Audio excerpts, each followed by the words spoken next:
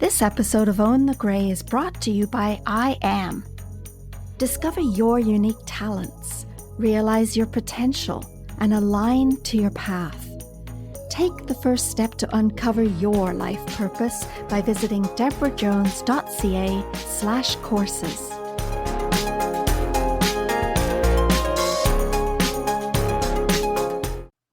This episode is for the women and those who love them. Knowledge is power. The more we can learn, especially about our own bodies and our female evolution, the more confident we are as women. The care you take during your menstrual years to educate yourself about your cycle and nurture your body through healthy lifestyle choices will definitely pay off when you begin menopause. The woman who loves her body and listens to its messages, who understands her hormonal depths, will be better prepared to flow with the change when it occurs. Even though you may be a young woman or a midlife woman with no apparent symptoms, learn to recognize the signposts. It's always comforting to have a roadmap when you embark on a journey whose destination is unknown. Welcome to Own the Grey, a podcast to dispel the notion that aging is undesirable and setting new positive attitudes. I'm Deborah Jones, and I believe you can be vibrant and healthy throughout the best years of your life. The menopausal years are the years between when your body starts changing while you're still menstruating to years after your last period. Such a large expanse of time can cause women untold suffering, often in silence. So I thought it's important to shine a light on the matter so that women can be empowered throughout this special time in their life. Menopause means metamorphosis. It's a change at the cellular level. Wise woman herbalist Susan Weed says that menopause becomes the vessel for 3 distinct stages of initiation: isolation, death, and rebirth. Now, that's not as scary as you might think. Let me explain a little bit more. Initiation is generally considered a ceremony of admission into a secret society. But in the grand scheme of human evolution, initiation also occurs organically as we proceed through our life lessons and transforming experiences, after which we are never the same. This initiation of the menopausal journey is one which we can choose to empower us or not. Our bodies are going to go through menopause, either naturally or otherwise. Why not learn how to embrace this change so that we can come into our true power as women? So those 3 initiation stages, the first one is isolation. And during the menopausal years, women naturally desire to withdraw and spend time alone in order to process those dramatic changes that they're going through. And during this time, there's also a decrease in libido, and women often have less desire for sexual intimacy. And it's no accident that if you invert the word menopause, it becomes pause from men. Anyway, the next stage, death stage, is not as scary as you might think. During the menopausal years, women are giving death to an old way of being. Our fertility hormones, which once programmed us for focusing on the needs of others, are being reprogrammed. Our brains are being literally rewired to redirect our energies from mothering others to mothering ourselves in preparation for sharing our wisdom and talents with the world if we so choose. That leads to the 3rd stage, rebirth. During menopause, we're recreating our bodies, our emotions, our beliefs. We're renegotiating our relationships with our families, with employers, with our partners, discovering our true passions in life, birthing new clarity and a depth of wisdom that will propel us into a reinvented version of who we were. If we can create the necessary solitude and time for reflection and rest, and we allow the old to fall away, our time of rebirth will be gentler. The challenge of rebirth is in not providing ourselves with sufficient time or resources to nurture ourselves into our new way of being and giving way to the fear of what lies ahead. In rebirthing ourselves, we are creatively inspired to make an act of power and beauty in the world. We're often resurrecting talents that we let lapse while we were so engrossed in raising a family or caretaking others. The menopausal years can be an upheaval, but if we surrender to the chaos, we find it fertile ground for our own creativity. We find new friends who better complement who we have become. And if we move out of the rut that we might have been in for so many years, we could create a whole new life for ourselves. So to illustrate my earlier point that knowledge is power, I've invited an expert on the subject to share her wisdom and expertise with you. Dr. Danielle Marchildon ND received her Bachelor of Science in Biology from the University of Waterloo and her Naturopathic Doctor degree from the Canadian College of Naturopathic Medicine. At the Collective Health Clinic in Orangeville, Ontario, she treats all aspects of women's health, mental health, fertility, digestive concerns, skin conditions, and chronic pain, to name a few. She also offers food sensitivity testing, hormone testing, and can run all standard blood work. She's a gem. Today, she's here to talk about menopause. Dr. Danielle, welcome to Own the Gray podcast. Yes, thank you so much for having me. I'm really grateful for this opportunity. It's great to have you here because I know you've got a wealth of information and our listeners are going to be in for a treat today. So I know that you stay abreast of current research on menopause. Mm-hmm. And there's new information all the time. What do we know now that our mothers would not have known? Mm-hmm. And I think this is potentially one of the reasons why, when I started looking at perimenopause and menopause, I think that the evolving research is what really got its claws into me. I think the issue we have with menopause is that it's not so much an issue, but I think that the paradox here is that menopause is a totally natural process. Women have been going through it since the beginning of time. I mean, it's part of our natural anatomy and biology for ovaries eventually, to stop working.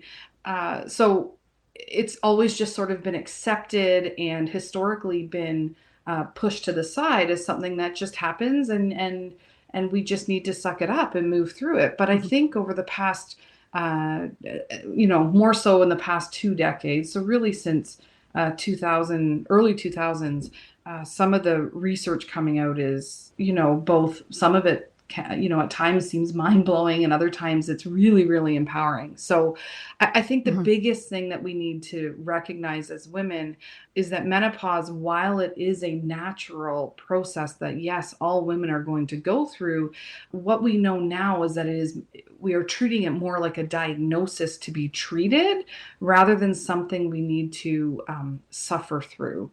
And this is just directly related to the impact that we now know where the impact of decreasing levels of estrogen and frankly, the absence of estrogen in active tissues and what that does in terms of our risk of other health issues moving forward. So my mom would say, my grandmother, my mom doesn't even think she went through menopause. And of course she did, but she just didn't say anything about it. And so seeing even my mom now who is, on the tail end of a very long menopausal time, encouraging her to speak up and talk to me and talk to her doctor is a brand new concept. Meanwhile, I see this other generation now of, mid 30s women coming in going, something's up, and not being okay with that. Right. So Yeah. so the message is it's starting to come. We're start as a culture, I think we're starting to really speak up and advocate and say, well, I know I'm going to be going through hormonal changes, but is this not something I can fix or treat to improve, right? hmm I like the way you touched on the fact that we go to the doctor because we've got a problem. And we're kind of missing the point that menopause is natural, right? That's what you mentioned. It's a natural thing that we all go through. And the fact that women were not able to or didn't feel able to talk about such things. And we're changing that now. Obviously, as you're saying, the women are coming in and taking control, taking charge of their bodies and Mhm. realizing that, they can do something. You talked about women in their 30s. So perimenopause is the stage before menopause, right? And so what kinds of symptoms are you seeing with perimenopause? Yeah, perimenopause is also it's a newer diagnosis in terms of when we look at the diagnostic and statistical manual that the medical community will use. Perimenopause is a new definition in there, relatively speaking, because we can as early as 35 years of age we can start to see perimenopausal symptoms. So in perimenopause, the females are still cycling, so you will still see a period. Most of the time it still stays very regular. But you can start as early as 35 with things like night sweats and hot flashes, despite having a normal period. We can also start to see body composition changes and a new onset or worsening of things like anxiety and depression. And we can track these to new fluctuations in hormones just due to the fact that the ovaries are starting to become a little bit sluggish, right? And the brain overcompensates by increasing the hormones it releases to stimulate the ovaries, but that has the effect, right? So it's the brain hormones that increase to give the ovaries a little bit more of a boost that we start to see these fluctuations happen. And this can happen, 5 to 7 years, sometimes 10 years before your period will even stop. So Yeah. we've gone from menopause, and menopause being defined as being, you're not considered diagnostically in menopause until you've had no period for a full year. But, that happens in general anywhere from, I would say on average, about 50 to 60 years old, or 55, of course, being the median there. But now we've got this shift where 10 years prior to that, we can start to see symptoms show up, right? That are worth Yeah. treating. Yeah. Yeah. And so when women are recognizing that something is up, they may not attribute it to menopause.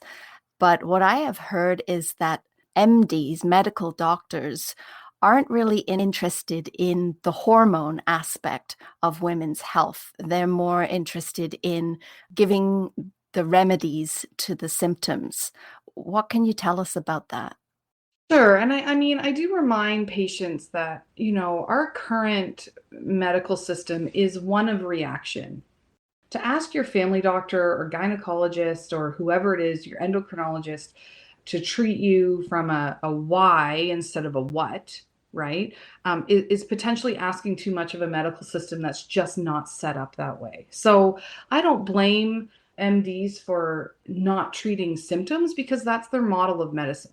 Right. So if you Mhm. if you need if your body requires more of an approach, well, then that's when you're going to seek out naturopathic medicine, right? At its truest form, that's what it is, right? So if you want to know the whys and you want to spend time and you want to be educated and empowered on what's happening, you're not going to get that in a 7-minute visit with your family doctor. OHIP just is not set up that way. Mhm. Right. So Yeah. I certainly don't blame MDs for not approaching it the same way as I do. And there are times where I have menopausal women where I'm doing everything I can and they're still suffering from depression Or else I might say to them, you know what, I think we've exhausted our sources here. I really think you need to go back to your MD, because now at this point it is about the what, and Mm, what is the symptom and what's the pill that's going to fix it.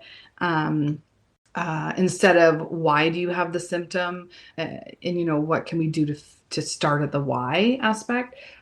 So I still think they can play a role. I think I just wish, my biggest wish is that the conversation started to shift. So if you have, because a primary treatment that they'll use, for example, if you go to your family doctor and you're saying, look, I have such bad hot flashes that I'm not sleeping, so they prescribe a mhm. sleeping pill, right? So what Yeah. they're hoping is that they sedate you through the hot flashes to get you to Mhm. sleep.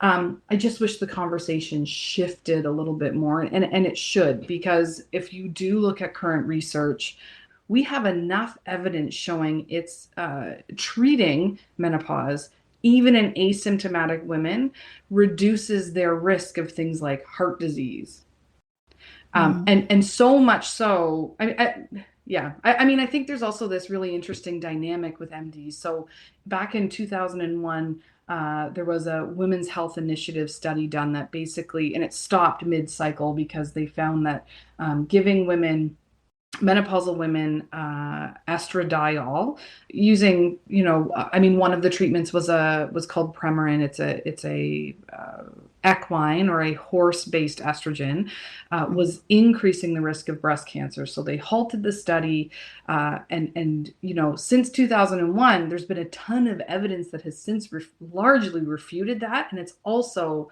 we've had multiple observational studies that poked many, many holes in this Women's Health Initiative study and its conclusions, and yet we still have this group of family doctors who are holding on to that study, and they shouldn't be. Mhm. So, like, I just wish the conversation was shifting in terms of what menopause is, how it presents, what's happening, what the risks are now that you're in menopause, and what we can do to both reduce those risks and treat any symptoms you may be having. Yeah.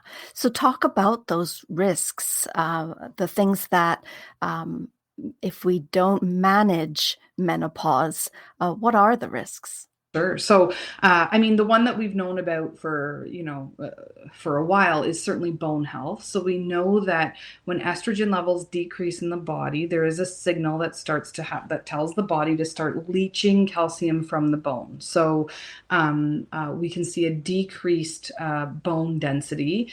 A minority of women are going to get osteoporosis, and it is not likely going to be the thing that takes their life, which is why I think some MDs are very laid back in their approach. But we can talk about that after, in terms of treatment as well. The Mhm. one that really, really is really important for me in terms of a naturopath and looking at preventative medicine is the risk of heart disease. So estrogen does a number of things in terms of blood vessel function. Um, uh, we know that estrogen itself promotes healthy blood vessels, and even helps delay the formation of plaques in the arteries. So when estrogen drops out, heart disease risk goes up.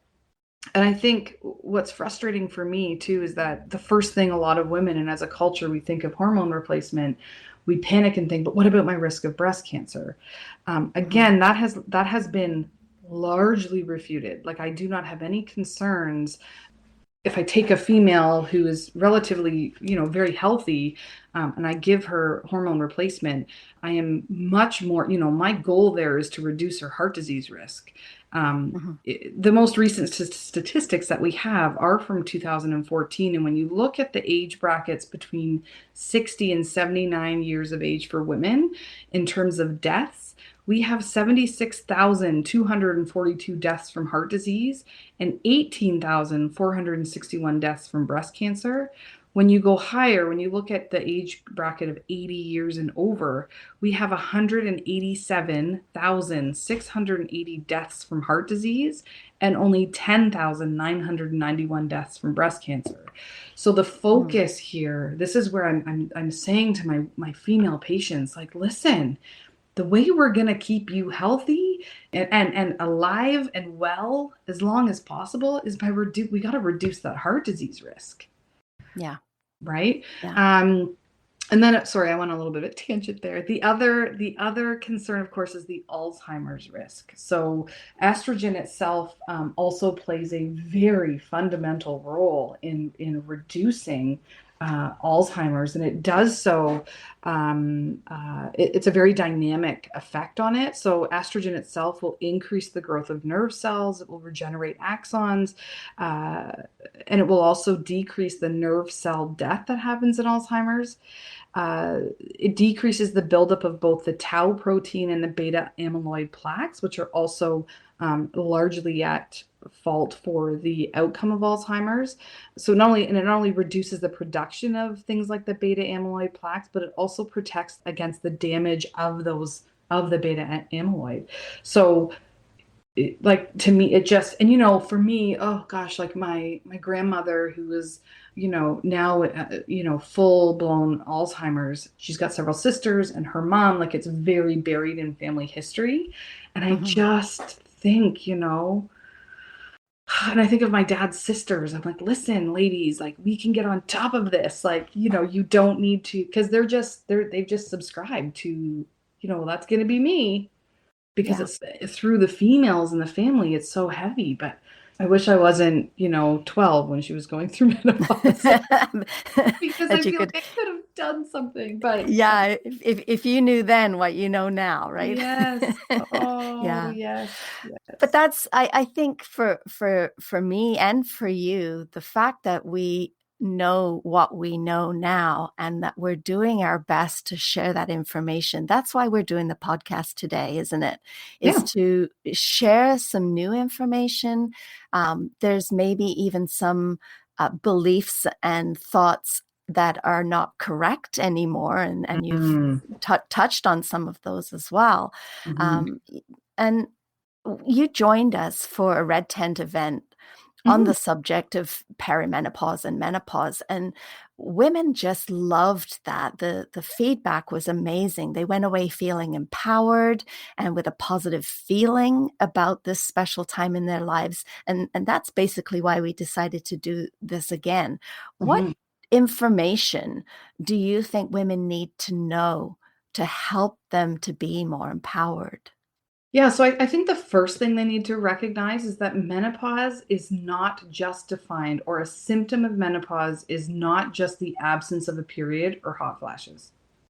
So I'm going to list, it is lengthy, and I think it will be mind-blowing to a lot of women.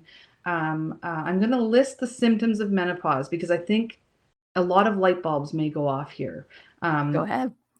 Okay, so of course, the most common symptoms are the hot flashes, night sweats, difficulty sleeping, and insomnia. But then we have difficulty concentrating, decreasing short-term memory, low energy. You can also have bladder discomfort or urinary issues. And also alongside that, we all of a sudden see a higher incidence of urinary tract infections in this population, vaginal dryness, vaginal discharge, vaginal bleeding, low libido, painful intercourse. We see depression and sadness, increased anxiety, a sensation of tension or nervousness that you've never had before, mood swings, headaches, general bloating, a swelling of hands or feet, breast tenderness, aching joints, and heart palpitations. Right? Wow. Yeah. That is a long list. It is a long list. And it's, and generally, oftentimes I'll have a menopausal woman come in with a chief concern of swelling hands or feet. Family doctor has run all the primary care blood work. Kidneys are fine. She's not on a medication that would cause water retention. And upon further investigation, I also find out that her joints are aching. She has heart palpitations, and she now suffers from headaches when she never did before. So if you're an MD, you're trying to manage those symptoms separately. Right. But in my mind, I'm going, well, of course, you don't have any estrogen anymore, right? And if we replete that, if we give her a little bit of estrogen, those symptoms can be managed and for the most part go away. Wow. That's the holistic approach to healing, isn't it? Sure. Yeah. Absolutely. And that we're not just one symptom. We are a combination of all things, and that's what going to a naturopathic doctor, you're trained to look at the big picture. And Hmm. and then you can pinpoint from there, as you said, you're low on estrogen. Bingo, there's your answer. Yep. Yeah, absolutely. I mean, it's challenging. Like it's never that easy. You know what I Yeah, mean? Like it is definitely I feel like I have more investigative work on my plate yeah. than just breaking it down by symptom. But I think, through every patient I learn something new, which is brilliant. So, And knowledge is power, oh, right? oh, yes. So for yourself, and when you see a variety of women with a variety of symptoms, you get a bigger picture view, and then the patient coming in also can understand, as you said, some of these things, some of our ailments are actually connected, equals one other thing that you might not have thought about. And so that's knowledge, and that's giving us power too. It's about being able to also navigate our journey, isn't it? We need tools, we need information, we need to learn things, and to also be present in noticing what's going on.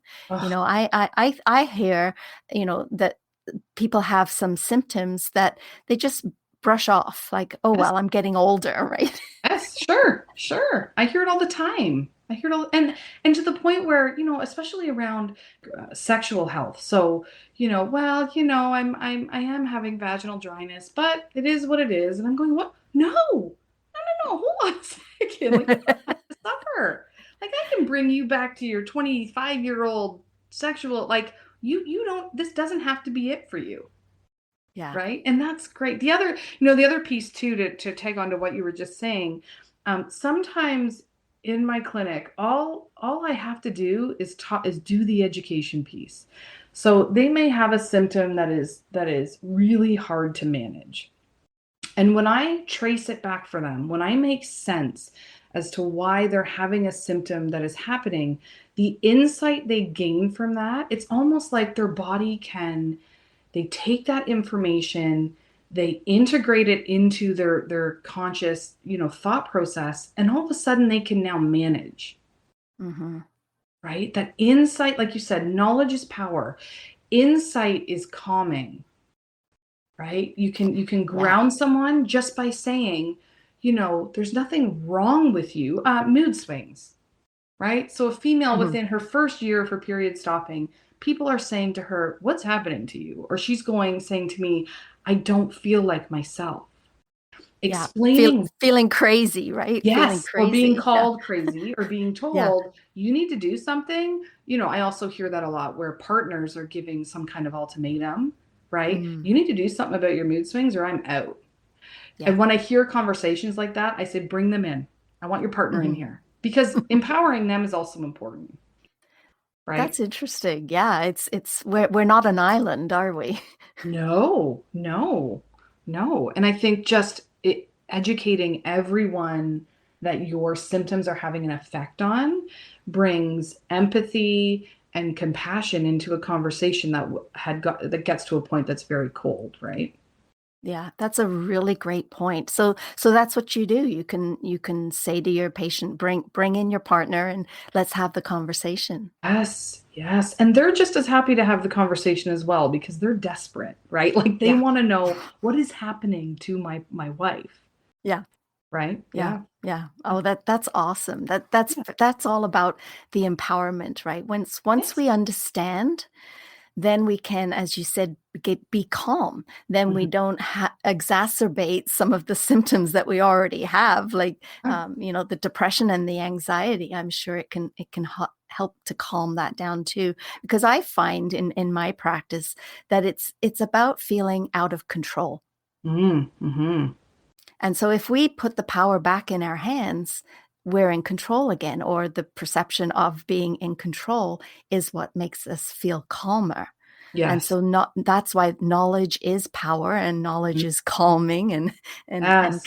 can help us navigate this journey. And this journey is, as we said at the beginning, natural.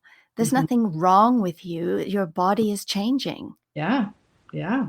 Yes, absolutely. And just learning to the other piece too, I really stress to my female, all my patients, but especially around menopause, is that our goal here is to learn how to manage, because menopause is happening whether you like it or not, right?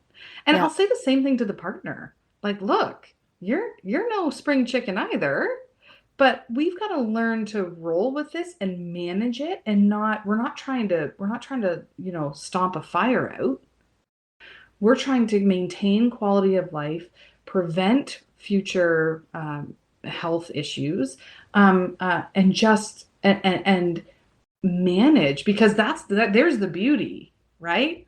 Is that Yeah. transition while, and I know that you've touched on this, that menopause really is like a rite of passage. And I remind myself too that if I get to menopause, I am grateful. I will accept that, and I will learn to manage it. And I'm grateful that I've gotten to a place where I'm there. And it means that I'm, there's an aspect there of raising my 5 children, and by the time I get to menopause, they're going to be independent and learning their own way in the world. And then now it's my time. But if I focus, it's about your approach. If you just say, well, I'm a female and menopause is coming and now I'm on my road to hell, right? Like that's not Yeah. helpful. Yeah. That's not helpful, right? Yeah. That it's beautiful, because it leads me to something that I wanted to share with our listeners, and that it's a perfect lead into it.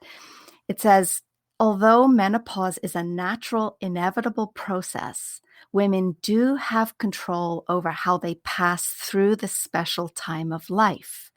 They can engage in strategies to ease uncomfortable symptoms, minimize their risks, and recognize that happiness and long-term health come about through a personalized approach to wellness. And in this celebrated stage of life, many women describe an enhanced sense of well-being, authentic individuality, and a positive attitude for living life to its fullest. And this quote by menopause maven Susan Weed illustrates it well. She says, "The wise woman achieves menopause. It Mm. does not overcome her." Yes, that's a good one. Yeah. Yeah. She talks about how her brain will secrete wisdom hormones that will heighten her intuition and ability. And she's called "she who holds her wise blood within." So it's a whole different view and perspective Sure. on this time of our life, that yes, there are some uncomfortable symptoms, but as you showed us, there are methods to take care of that. There are ways, once you understand what's going on, there are ways that we can deal with it. So for you, Dr. Danielle, what types of methods do you use to help women Mm-hmm. manage their menopause? Yeah, so I mean, I think as a naturopathic doctor, I do have a lot of modalities kind of in my toolkit here, and of course, there are parts of diet and lifestyle that can be helpful at its most basic. Things like coffee, wine, and chocolate are going to give you hot flashes from hell, right? So if you're drinking a glass of wine, red wine every night before bed, and you're suffering from hot flashes, the first thing I'm going to do is drop that out, and you will see an improvement. Now that, diet and lifestyle are more about managing symptoms, more so, anything outside of hormone replacement is managing symptoms. So diet and lifestyle, acupuncture, I use a lot of, and plant-based medicine. We can also use plant-based medicine. These are all to manage the symptom picture. When we move into more both managing symptom picture and preventing those future health risks, you have to look at hormone replacement.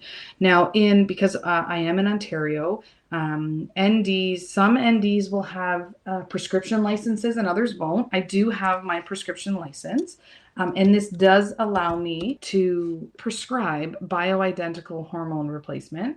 So, and I do quite a bit of this. It's a topical application, and they are made out of compounding pharmacies, which we have a couple of great compounding pharmacies in our area. I think with hormone replacement, generally speaking, because of that Women's Health Initiative study, absolute contraindications are women who have had a hormone receptive positive type of cancer in the past, albeit if you look at some of the current research going on right now, they're looking at the safety profile of utilizing hormone replacement in women who have had breast cancer in the past, which is, I'm really keeping my eye there. But as it stands right now, it is not an accepted practice to prescribe hormone replacement for women with a history of breast cancer. Anything that's got tissue receptor for estrogen, ovarian, endometrial cancer, that kind of thing. In those cases, I do have some females who, and quite young, they've been put into either surgical or chemical menopause, who are suffering from menopausal symptoms. These women we manage using, like I said, the diet and lifestyle, acupuncture, and plant-based medicine. I think I'm seeing a shift in my patient demographic where women are coming in now asking for hormone replacement, which is kind of neat to me because it means that they're coming already empowered. They've done their research, right? That's right. And I think we see that. I mean, it's neat for me to see the generational shift too, where you go from like my grandparents, for example, who didn't say a word, like my grandmothers, right? Yeah. They didn't say boo. They pushed through it. No one even knew. And so, when I ask, older patients who are 60 and up, when did your mom go through menopause? And even my mom, right? Like I said, they're like, I don't think she did. Like she never said a word. Then we have the generation of women who are in menopause right now, and they're speaking up. They're not necessarily doing, like they're not, they're still nervous about hormone replacement, and there's probably been a conversation with their MD, or they've been put on the birth control pill or an antidepressant for their symptoms. And then you've got, the 10 to 15 years younger, these women who are either perimenopause or approaching menopause, and they're on it. They're like, listen, when my time comes, like, when can I get that hormone? Like, they are all over it. Mm. So I think I'm really hopeful because the message is getting through. Yeah. Yeah. Right? It's awesome. And so if you could share one message to these women, what would you tell them? I want them, I feel like, I don't know if I can share one. I'll make a really long sentence. How about that? If you have a message to share with women, what would it be? So it is, number one, don't suffer. Don't suffer. Number two, in terms of looking at hormone replacement as a treatment, what is your heart disease risk? What's your bone health risk? What did your mom and your older sister and your grandmothers, what did they suffer from?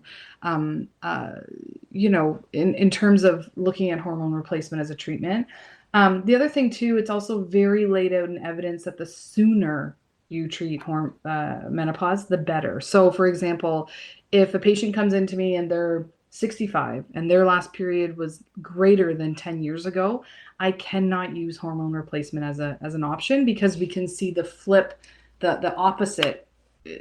It's not grounded yet, but we potentially see an increased risk of heart disease if we start hormone replacement outside of a 10-year window. And then we also, all the benefits of hormone replacement have a much, heavier foot in your overall health if you start hormone replacement as early as possible into your menopause journey. Wow. Right. So that would be the other take home. Don't sit on this. Don't wait until it's 7 years later after your last period and you say, you know what, I'm fed up. My mood swings, my body composition, right? We go from being very female in body type to more male. where we see abdominal weight gain versus hips and butt and breast area, right? And we just get fed up, right? We're going to be able to manage your journey and make it a lot more easier of a transition the earlier we start. So that's another message, because man, does it ever get me when I ask, a female comes in, I know it's all menopausal, and I say, when was your last period? And inside I am praying to the period gods that it was less than 10 years ago, so that I can make a really good impact, right? So that's another, for any women out there wondering if hormone replacement is something they can do, the sooner you start, the better. That is awesome advice. And so, Dr. Danielle, if any women want to get in touch with you, how would they do that? So since the beginning of COVID, what's happened is our virtual practice, all NDs in Ontario can now do virtual practice, meaning as long as you reside in Ontario, I am able to treat you, which is Beautiful. It's amazing. It blows my mind when I see where people are coming from. It's just such a beauty. Just to have that outreach is a beautiful thing. Anyhow, so you can go onto our website. It's collectivehc.ca. There is a booking online button there. If there are any questions, I also freely offer up my email address, which is relatively easy. It's just Dr. Danielle at collectivehc.ca, or you can also give our clinic a call. Our phone number is 519-941-3100. Beautiful. We'll put all of that in the show notes for those that want to get in touch with you. Yeah. It's been mind-blowing and a really exciting episode. Thank you for sharing your wisdom. And I know we've really only touched the surface. Yes, sir. and maybe we will get back together again and talk about things in more detail. But this is a really great start to help empower women and to give them the message that there's nothing wrong with you. This is a natural time in your life. So thank you, Dr. Danielle, for sharing all of your wisdom with us today. Well, thank you for having me. I really, really appreciate being on this. This is great.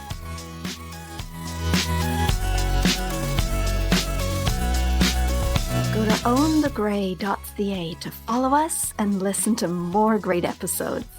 Or you can listen on Apple, Spotify, Google, iTunes, Amazon Music, Stitcher, and more.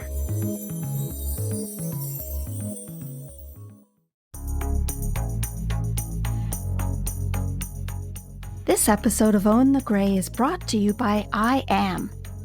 Discover your unique talents, realize your potential, and align to your path. Take the first step to uncover your life purpose by visiting deborahjones.ca/courses.